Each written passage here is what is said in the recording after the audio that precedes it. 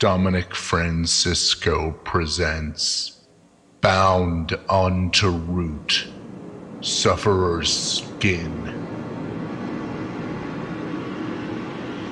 This window is ours. He knew she was there, just beyond his diminished line of sight. No more than the obligatory did he dare peer beyond the pane. Corroded humidity afforded no respite. Locked into place, yards away, a three-hinged savior. The security of a finger grip was not a realistic goal for swatting arms. The knob may as well have been halfway across the world. Her curse, that of immediate friction, haunted his susceptible joints. Stagnant and indecisive, this was no choice in his bedroom, her lair. Bound, forced to stare petulantly into reflective obsidian stratosphere, praying to make sense of the grain of the night. The overlook of a desolate yard was no longer a luxury in these unkempt times.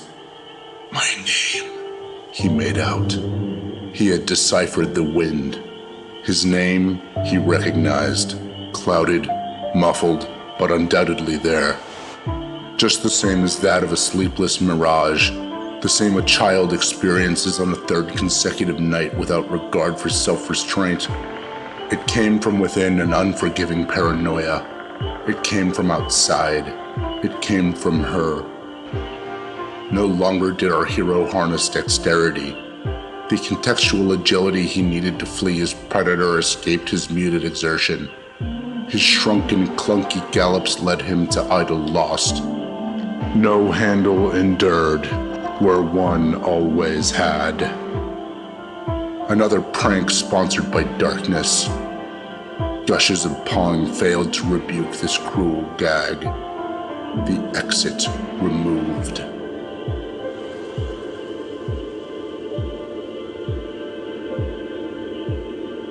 Him, four walls, a frame, the coarse lust of a voracious goddess. His name, again, from another wall. Maybe it was one of the several in sight of him. With the internal blink of an eye, the pain was gone. The frigidness of the night rasped about in his naked larynx. She was here. It was no memory of another life, no delusion of an exhausted mind. She was here, fondling his interior. The siren had come to roost. The twist around bones was familiar footwork. She slithered the tango of deceit on the hardwood of her victim's innards. The dance partners felt the tightening of the foreign organs that encased her. Beggar's tragedy, another's triumph. The melding of bodies was a rewarding sensation for she. A bridge from an old life to a budding one. The fountain of youth. If only Cortez looked inside of his men. The holes slipped through congested arteries, a shimmy down and out of this feeding tube. Towards the palpations of the recently damned she strafed. Sleet tendrils gripped the fair ribbon of imbued ego. Death and influx. Fervor consumed the most sacred of symbols, a heart no more.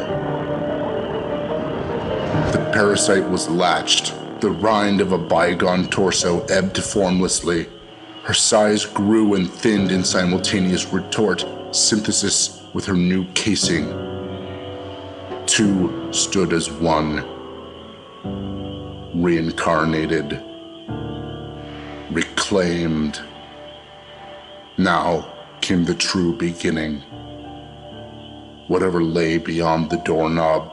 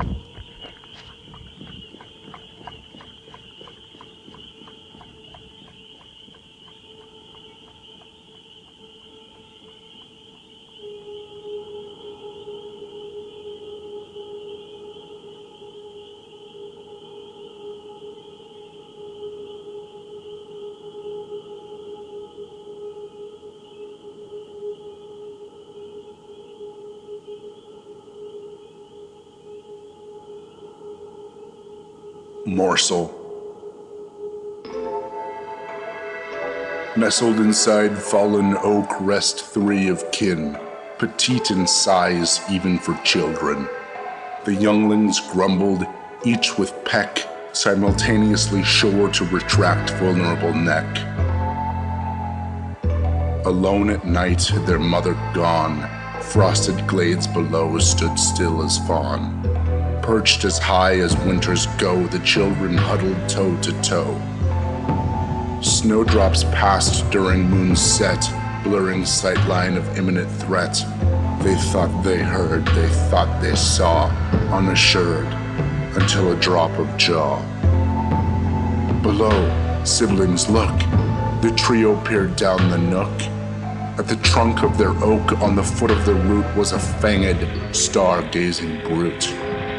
Tight in path of view they shook, and soon were halfway closer to the crook. A flash of heat in the coldest of nights breathed glistening glee from pearly whites. Prodding their abode, the beast, black as coal, with his fat, crooked instruments, he stole one of the panicked children. He tore limb from limb, its flesh his tongue wore. Squawking, quaking, pleading for mom to come, had only cemented the youngling's fate as done.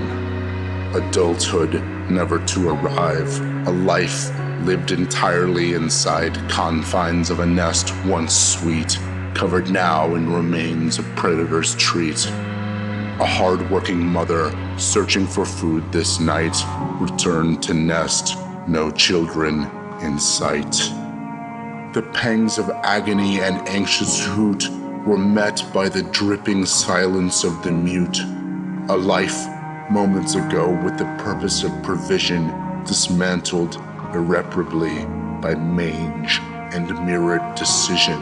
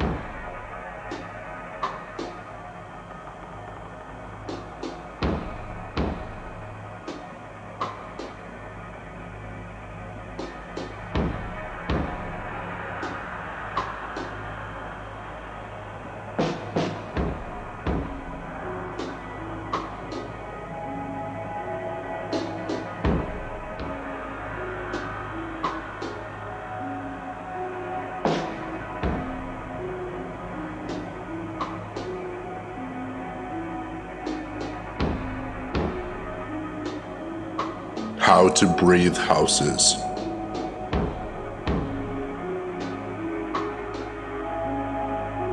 Jamie, the dreamer, forever in another county of thought, miles away, forever adrift at school, routinely sequestered in the vapor of fantasy.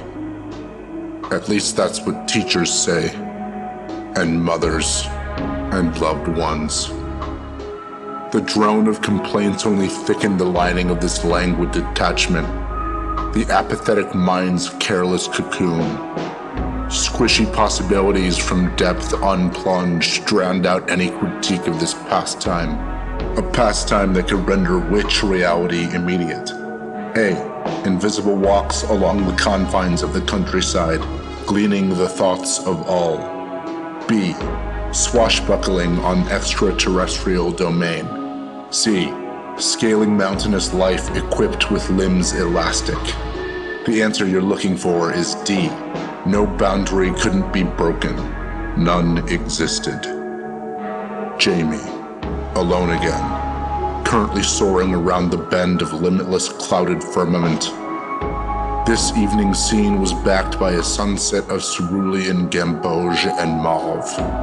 Below slept Jamie's town, nestled in bedding of condominiums, foliage, pavement, and the occasional stretch of exposed soil. Each landmark a familiar scene of an important event of Jamie's youth. Milestones of growing up now highlighted by this newfound perspective. Exalted memories merged as the flying thespian weaved between wood and concrete structures alike.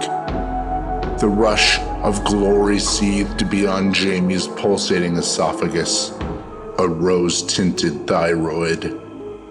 A pass from an outside point of view mundane, but for this champion, alluring. Almost palpable. Dainty fingers must feel. A gentle caress of a rooftop is the prime ingredient of absolution. But maybe Jamie was this town's fantasy. Hands could not find solitude. Thumbs, pointers, and pinkies clambered about the breeze. Then the scraping, then the flailing. Grown fists could hammer hard, but could not shatter this enameled foundation. Maybe something new would come of this varnish, it seemed, as Jamie's toes finally met something solid. Invisible, maybe, but certainly present. Kicked once more for conclusivity, there would be no moving this force. A boundary to this fantasy land, an unseeable limit. This imposed resistance garnered retort in the form of a quake. A thunderous presence emerged on the horizon of the Kelly Hills that strangled the town. A stone titan. Its surly figure matched that of a cobbled, trunk-heavy god, only hundreds of times to scale. The sluggish creature bore elongated, burly features composed of weathered rock and cocked moss. A voice of gale indicated no regard for evolved language. Plucked from their homes, the infrastructure of trees found themselves in place of floss between jade teeth. The repercussions of such a banal chore frightened Jamie, even outside of the real world. Spools of moss from dental in-betweens showered the A-frames below. A rain of this nature buckled power lines, punctured windshields, thumped cherub gardens. Who could imagine what a bath might do? The necessity of a prompt curtain call was evident, so one acted on the instincts of a rational being. Only, an escape was not waiting, not in the familiar way. The shudder of knees and concentration of will did nothing to lift Jamie's feet skyward from this unfortunate scenario. Legs were proved to be useless tools with the limits of the invisible walls.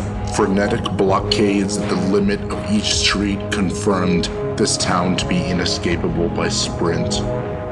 Plan B had worn thin. Jamie, in a moment of sublime deduction, decided the next course of action would be to simply will away the golem. This was Jamie's world after all. Why wouldn't this be under its creator's control? So began the closing of eyes. Ruminations swelled, slowly filling the pulsating tub of Jamie's mind. Drifting toward familiar warmth at uninterrupted pace, one could free themselves. Skin cells, blood flow, mirror. Props of a human being. Nail clippings licked every knuckle to be encountered. Lashes corkscrewed around sweat beads. The one decrypting the name Jamie was merely a spectator, as their physical signatures wandered all directions, save heartward. Such guttural osmosis exposed the neglected plaster inside of this body. Mutated framings, rebar, and decaying rafters had once housed memories of frolic and inane jubilance. Once, there had been a steadfast shelter protecting against the gray world of duty. Once, until this very moment. What appeared to be processed building materials were revealed as the raw elements to compose a new body. An individual's presence would now be calcified. And now, ladies and gentlemen, the drain. Matriculating down the drain was any memory of the bittersweet tulips of yesteryear, the stone ghoul, the mire. Jamie's exposed identity bent, its frames wilted and drowned in the nucleus of the void.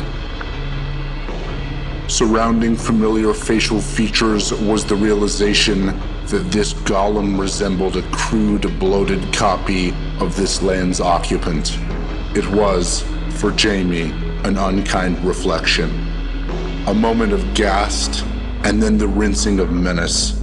This barbarous fetish had disappeared when eyes awoke. Perhaps all was safe. Liberated lids reopened. Awake again, yet uncarried from origin.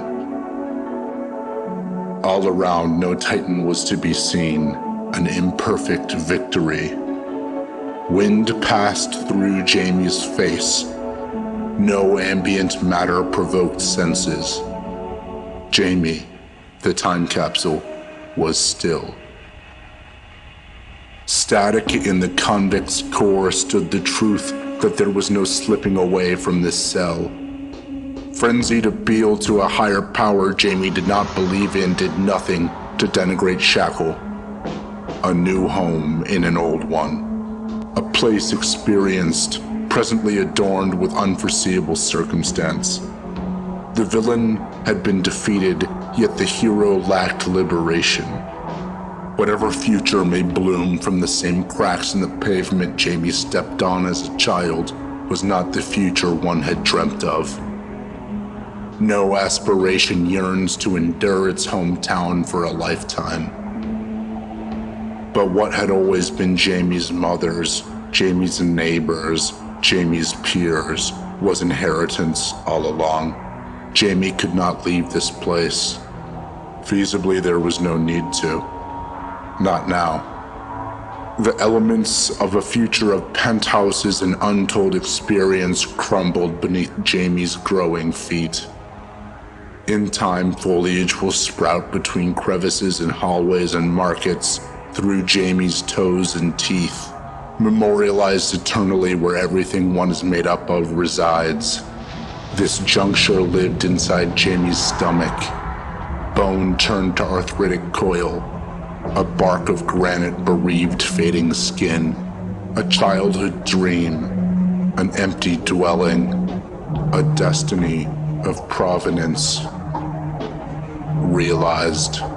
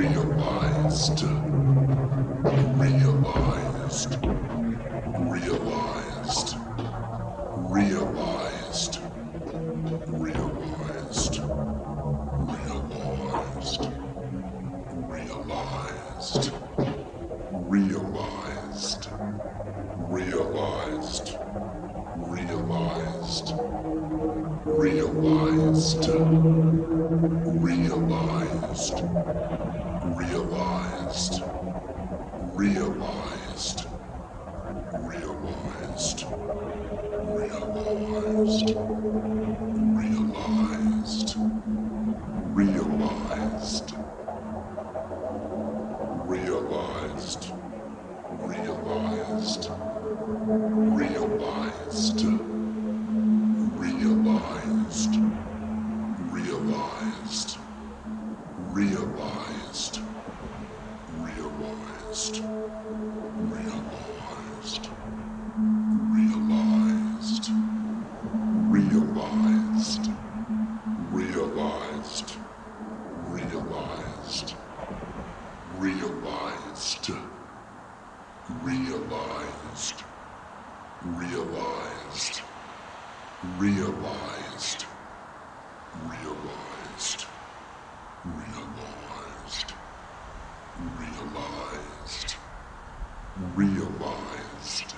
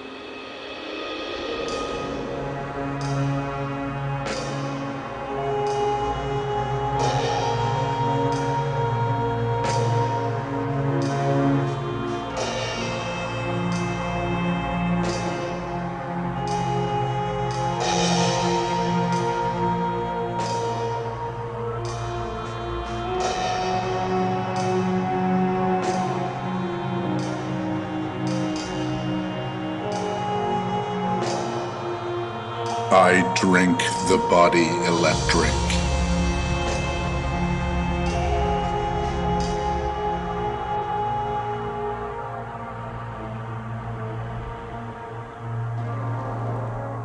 Volatile fiddles scratched discordant notes on the walls of her inner temple.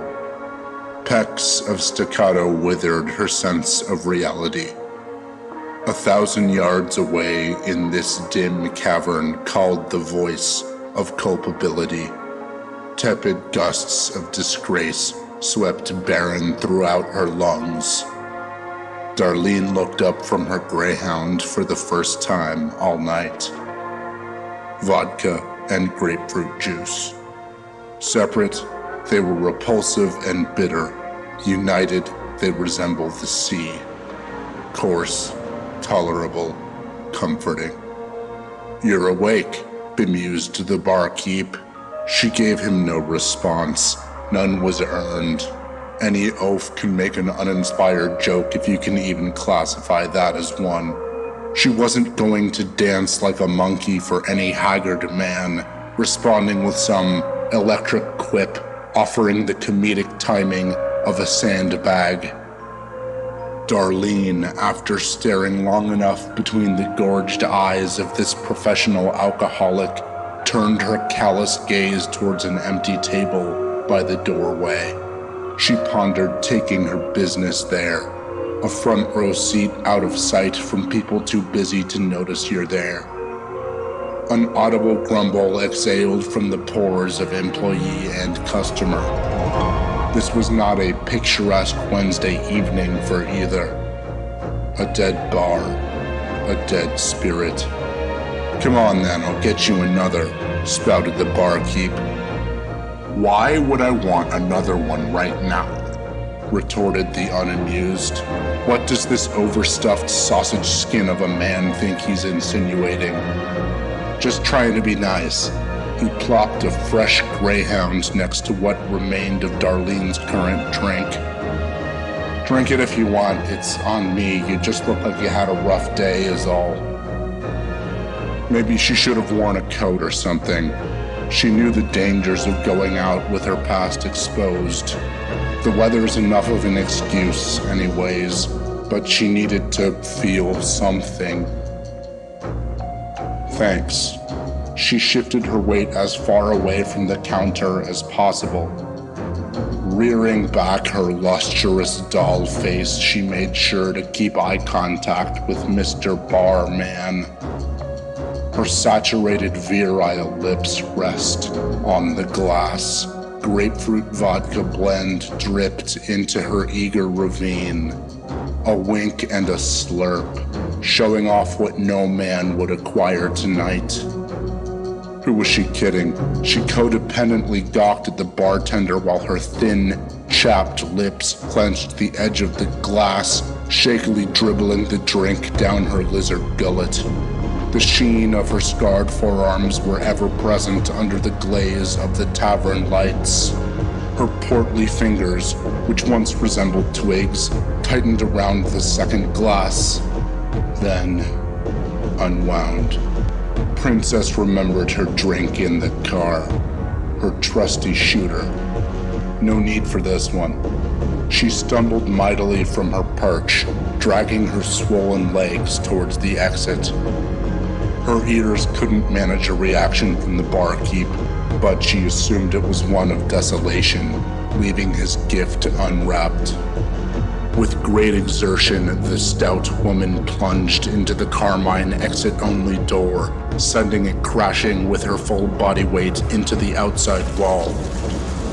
An exhalation of sloth. Blearing into the fogged abyss, the reel of memories began to churn. Sepia scenes danced in the fen. A wisp of shadow flickered from the outer limits of her vision. Oh, of course, the car. Let's not get caught up. Time to go. Left leg first, Darlene fell over herself into her vehicle. Now, head resting on the wheel, the coldness of the night tickled her skin. Goosebumps welled as she pulled the door shut. Into her right jean pocket, she found only the wrapper of a long-swallowed piece of gum. Her left pocket yielded menthols and change.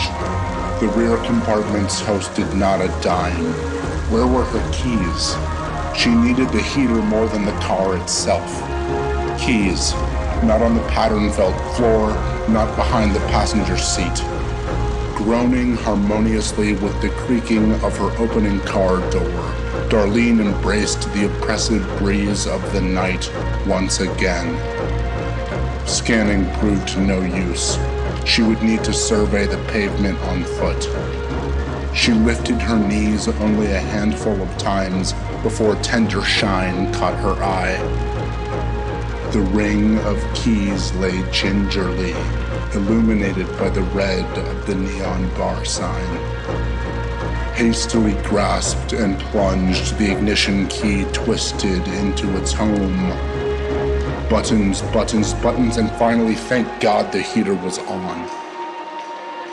Enduring the 90 or so seconds of cold air as the ventilation system caught up with human demand was no more difficult than in this moment.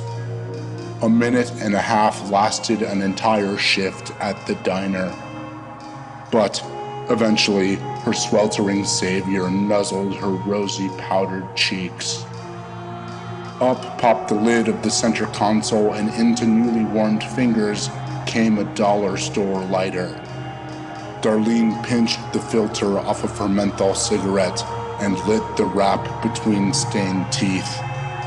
It would be irresponsible not to, as she was a bit more than buzzed and had an hour's drive home. She needed a wake-up, an equalizer.